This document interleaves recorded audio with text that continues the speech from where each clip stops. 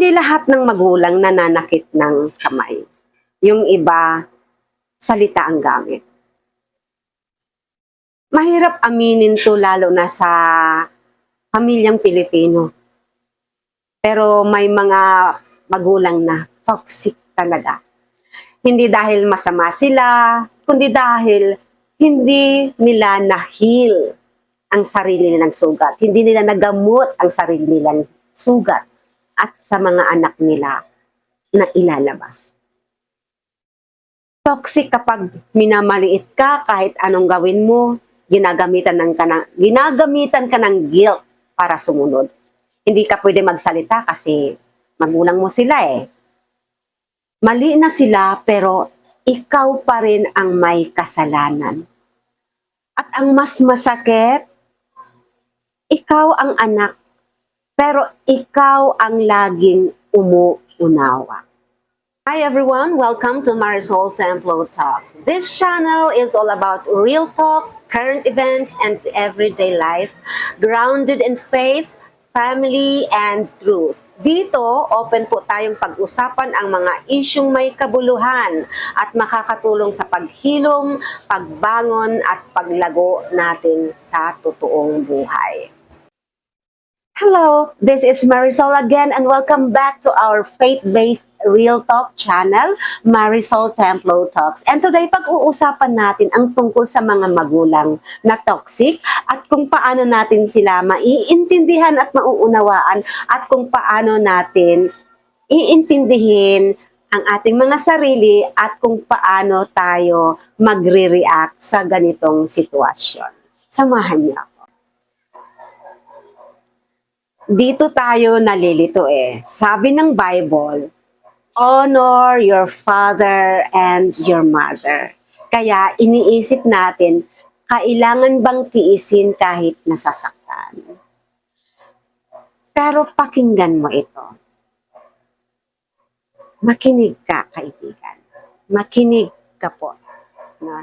In Ephesians 6 verse 4, sabi dito, fathers, do not provoke your children to anger, but bring them up in the discipline and instruction of the Lord.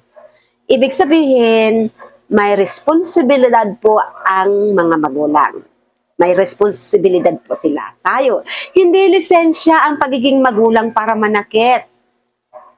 Hindi kalooban ng Diyos na durog ang anak sa loob ng sariling bahay. Ang utos ng Diyos ay hindi lang sa anak, kundi sa magulang din po. Hindi lahat ng confrontation ay rebellion. Hindi lahat ng boundaries ay disrespect. Minsan, ang pagsasalita mo ay hindi kawalan ng respeto, kundi pagliligtas sa sarili mo at minsan ang pananahimik mo ng matagal ang nagiging dahilan kung bakit akala nila, okay lang yung ginagawa nila sa'yo. Tahimik ka kasi tahimik ka kasi hindi ka nagre-reklamo, di ba?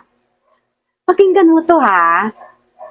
Pwede mong igalang ang magulang mo, pwede mong mahalin, pwede kang magpatawad, pero hindi mo kailangang i-allow ang abuso. Hindi po gusto ni Lord ng abuso. Ang distance minsan ay hindi galit. Protection siya. Distance, ano po? Distance yourself. Pag kailangan talaga, dumistansya ka muna. Huwag mong hayaan lagi kang sinasaktan. O kung valid ha, baka naman yung toxicity na binabato mo sa magulang mo ha, ikaw pala yung toxic. Pero kung valid na toxic talaga ang iyong magulang at kahit iniintindi mo, ginagalang mo, nirerespeto mo, ay hindi ka pinapakinggan at patuloy sila sa kanilang mga maling gawain sa'yo, sa pananakit ng iyong kalooban, ng isipan, sa pagsugat sa iyong pride at pagkatao, ay toxic na po talaga yan pag ganun klase ang magulang natin. Pero pakaintindihin pa rin po natin ha, to honor your father and your mother. Kahit na toxic yan. Hindi dahil sa magulang mo ikaw matatakot or bibigay ng matinding paalala, kundi sa Panginoon. Kasi utos po ng Diyos yan eh. Love your parents, honor, respect your parents. Kahit ganun sila. Kasi si Lord, hindi ka pababayaan. Ang sino mang anak na magalang at mapagmahal sa mga magulang, nire-respeto ang mga magulang, ay minamahal ng Diyos at pinagpapala. Totoo po yan. Kaya never disrespect or dishonor your parents kasi our parents ay ang binigay ng Panginoon upang maging tagapangalaga at daan para tayo'y mabuhay dito sa mundo. Kaya yan ibinigay ni Lord na commandment to honor your parents, honor your mother and your father. Kasi wala pong perpektong tao. Kahit magulang nagkakamali. So pag hindi na umayos ang magulang at hindi na mabuti sa paningin mo, wala ka pa rin karapatang i-disrespect yan kasi sa Diyos ka mananagot. Kasi ang Panginoon po, ang may utos niyan to honor your mother and your father. Okay po?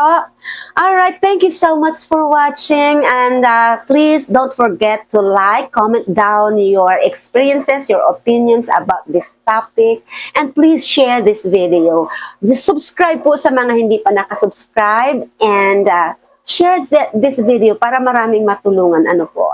And just like I always say, believe in yourself, believe in God, and share love. Thank you so much and see you in my next vlog. Bye for now.